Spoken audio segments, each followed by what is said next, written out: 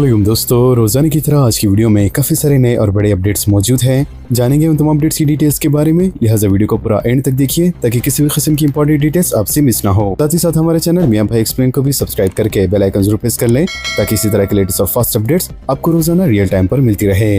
और जिन हजरात ने हमारे चैनल को सब्सक्राइब करके बेल आइकन प्रेस कर लिया है, उन सबका तहे दिल से शुक्रिया। तो आइए जानते हैं 16 अगस्त बरोज इतवार की ताज़ा तरीन और लेटेस्ट अपडेट्स के बारे में।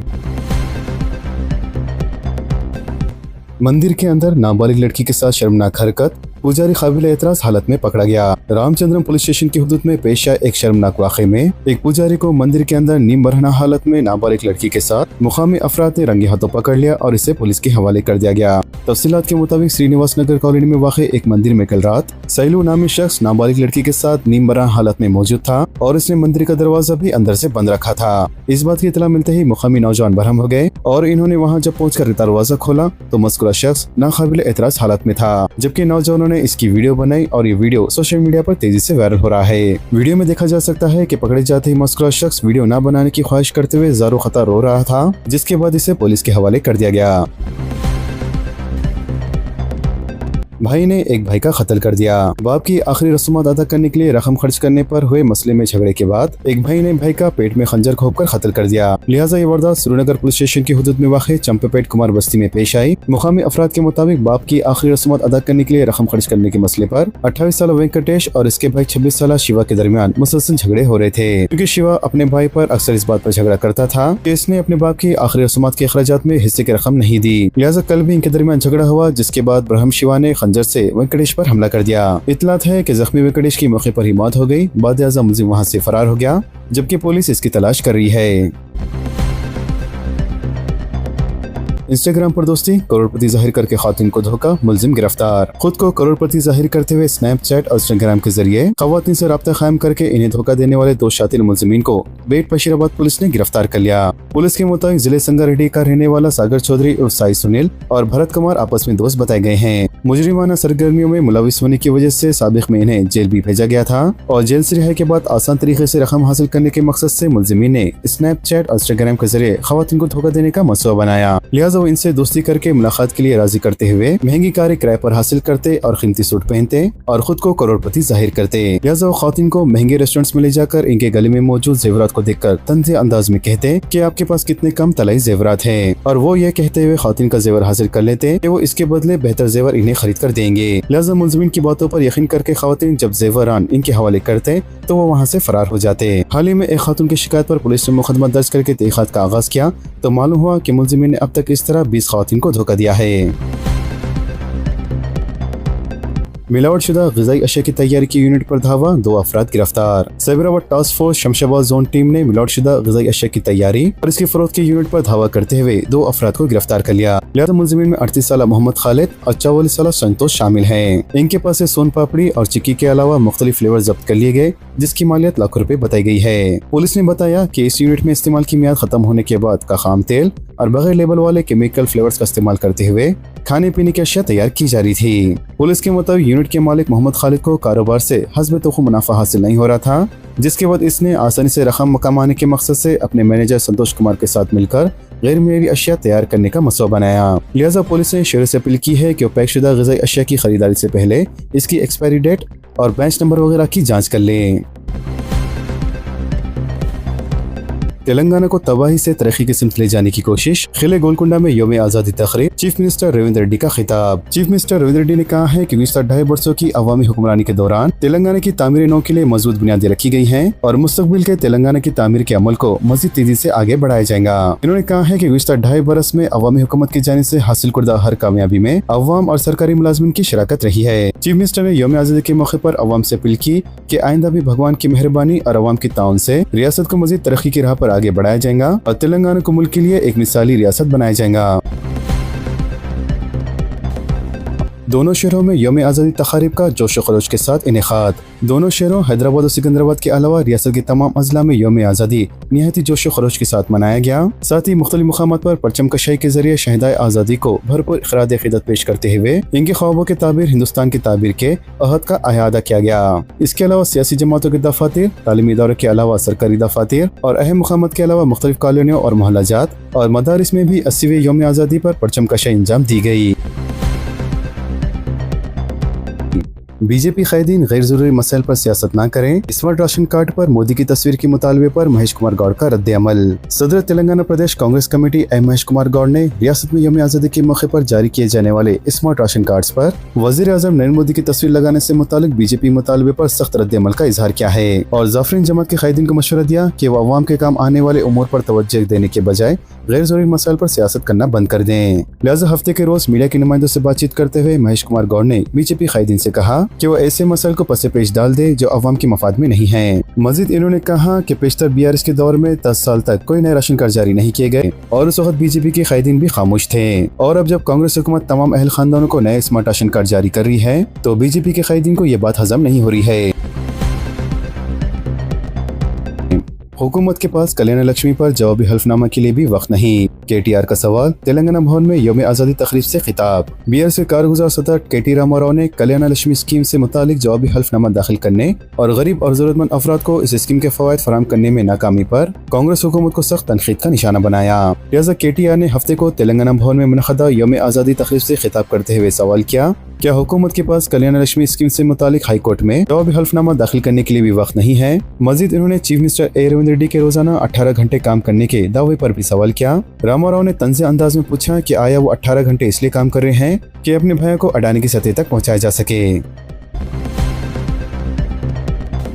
हेडेक सिटी के तहत 3 बड़े प्रोजेक्ट्स को मंजूरी। हफीज बाबा नगर से लेकर बालापुर चर्च जंक्शन तक 100 फीट चौड़ी सड़क शामिल। तेलंगाना हुकूमत ने 242 करोड़ रुपए की लागत से हेडेक सिटी के तहत 3 बड़े प्रोजेक्ट्स को मंजूरी दी है। लिहाजा इन प्रोजेक्ट्स में मौजूदा ओवैसी फ्लाईओवर पर संतोष नगर के सिम एक रैंप की तामीर, हफीज बाबा नगर जंक्शन से लेकर बालापुर चर्च रोड जंक्शन तक 100 फीट चौड़ी सड़क और बंडलागुड़ा तक दोनों सिम 6 लाइन का फ्लाईओवर शामिल है। वज़ीर हुकूमत ने पहले 339 करोड़ रुपए के इंतजामी मंजूर से इन प्रोजेक्ट को खतियत दी थी, ताहम GHMC ने इसकी लागत पर नजरसानी करते हुए इसे 325 करोड़ रुपए कर दिया। इसके साथ ही इस उसूल में अराजी का मामला भी शामिल है, जबकि GHMC ने जनवरी में इन कामों के लिए टेंडर्स तलब किया था।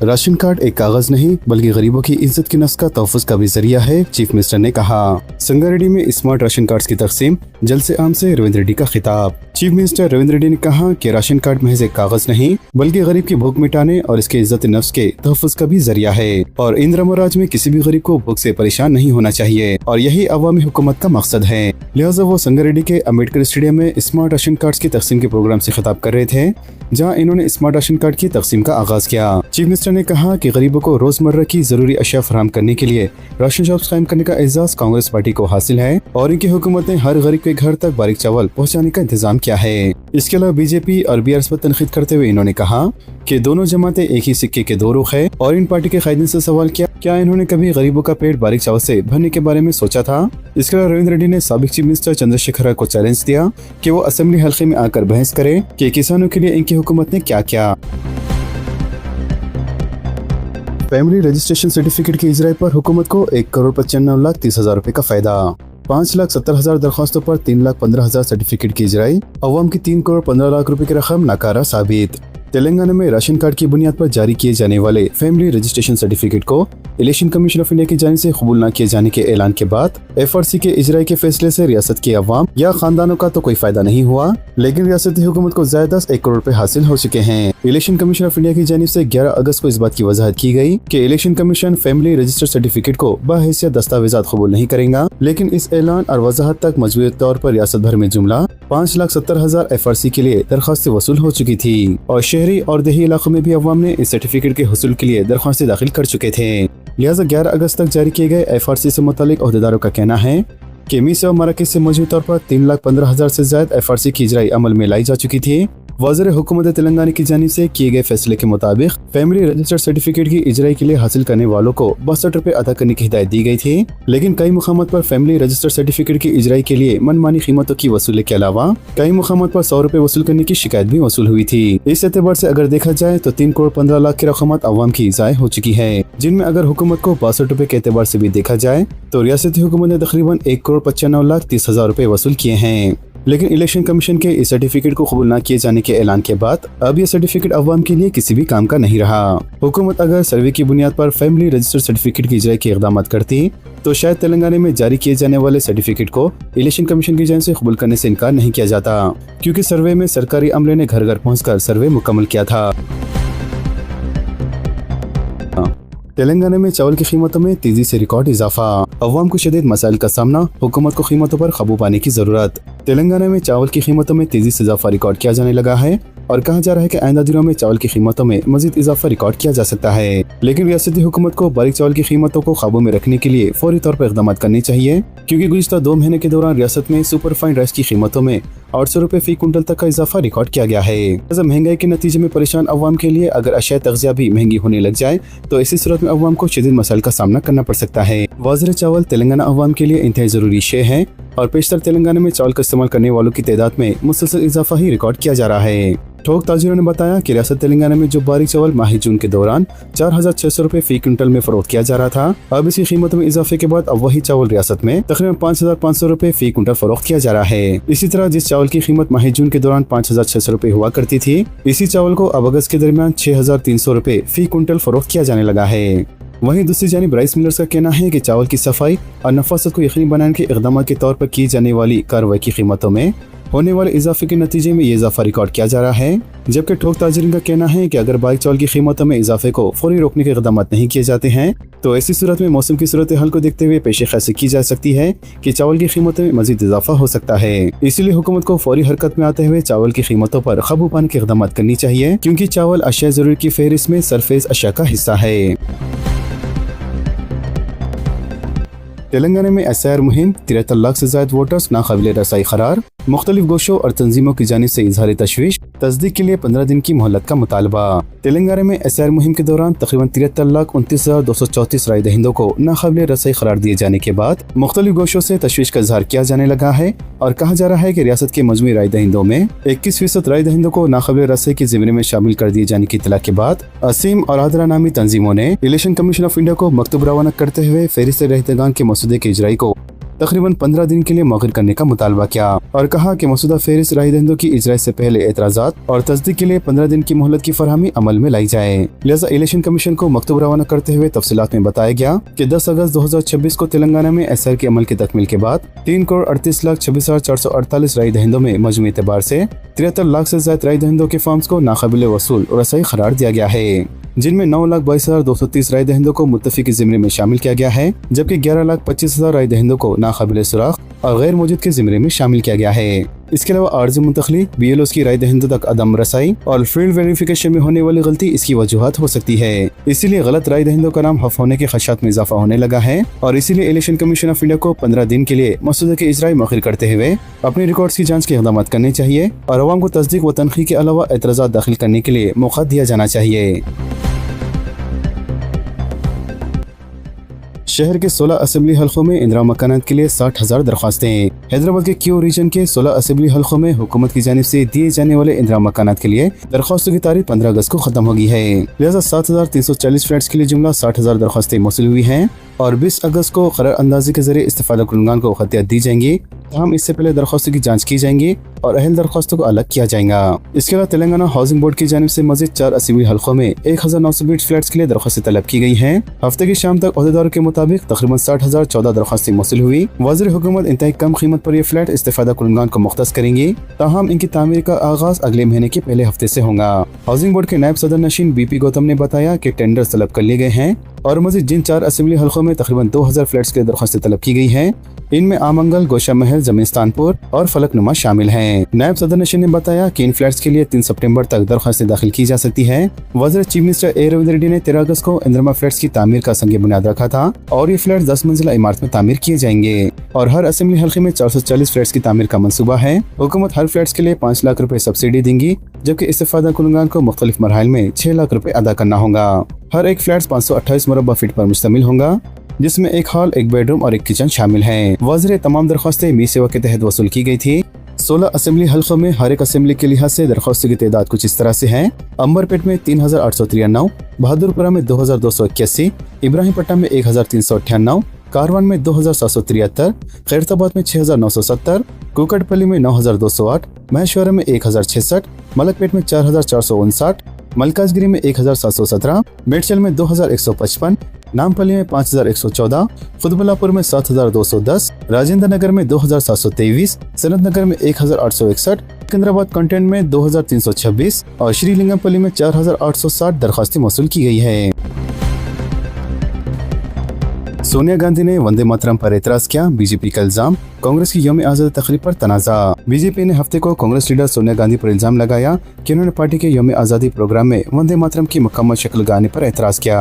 ताहम कांग्रेस ने इस इल्जाम की तरदीद की और कहा कि कौमी गीत की मुकम्मल शक्ल को गाने से रोकने की कोशिश नहीं की गई और सोनिया गांधी सिर्फ पार्टी सदर मल्लिकार्जुन खड़गे के लिए कुर्सी लाने के लिए कह रही थी, क्योंकि वो खड़े हुए थे।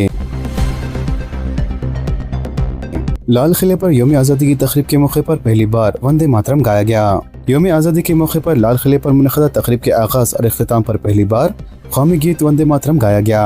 वज़ीर आज़म नरेंद्र मोदी के लाल किले की फैसल से खिताब से पहले मुकम्मल कौमी गीत गाया गया और मोदी के खिताब के इख्तिताम पर भी कौमी गीत गाया गया, जिसके बाद कौमी तराना यानी जन गण मन गाया गया। वाज़ेह ये पहली बार है कि लाल किला पर यौम आज़ादी की तकरीब के मौके पर पहली बार वंदे मातरम गाया गया। तो दोस्तों, इन तमाम खबरों से मुतालिक आप सबकी क्या राय है नीचे कमेंट बॉक्स में जरूर जाहिर करें और इसी तरह के लेटेस्ट और फास्ट अपडेट्स के लिए हमारे चैनल के साथ जुड़े रहें। हमारे इस वीडियो को आपस में ज्यादा से ज्यादा शेयर करें और हमारे चैनल मियां भाई एक्सप्लेन को सब्सक्राइब करके बेल आइकन प्रेस करना ना भूलें। तो मिलते हैं अगली वीडियो में काफी सारी नई और बड़ी अपडेट्स के साथ। जब तक के लिए अपना ख्याल रखें। अल्लाह हाफिज एंड सब्सक्राइब।